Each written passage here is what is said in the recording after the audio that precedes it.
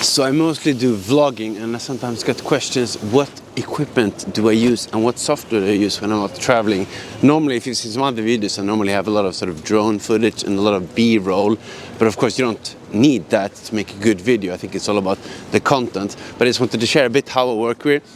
So actually right now on this camera I'm shooting on a Canon R6, but you definitely don't need that kind of fancy equipment. I started out with just my phone and a bit of a microphone, so I use a Samsung here sometimes when I do B-roll, but I had a Huawei before. Then I have this microphone here, you can see on the top, it's a Rode Wireless Go 2. So I think those are just kind of some basics. Just get a phone and a good microphone. The fun thing with making vlogs is this an excuse to buy very expensive equipment like this drone here I normally use for flying. Actually I had a DJI Mini 2 Pro earlier, but then I was out traveling in Hunan and then bam, I lost it over the mountains, and I had another trip booked just like a week after, so I had to buy another one. So I bought this Mini 3 Pro. Really like it because you can film in design, which actually makes it kind of like raw, so you can adjust the brightness and the shadows and the highlights afterwards, because that's another very important tip. If you want to make sure you get kind of very cinematic and nice colors in your videos, it's highly recommended to use RAW when you're doing videos. So the reason I got this very fancy R6 here, I actually upgraded from a Mark D 5D Mark II Canon before this, is that you can do raw video and then you can just afterwards. Takes a lot of time and also computing power, but makes the end result really nice if that is something you think is important. Another tip to make the videos actually more cinematic is of course actually the lens that you're using, not so much the camera.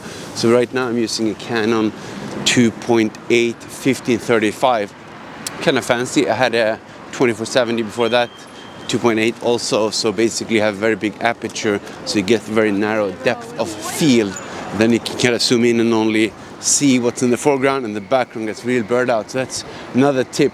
Invest in a nicer lens and maybe start shooting in RAW if you want to get a bit more of a cinematic effect. So once you have all of that in place, you got your drone and the camera.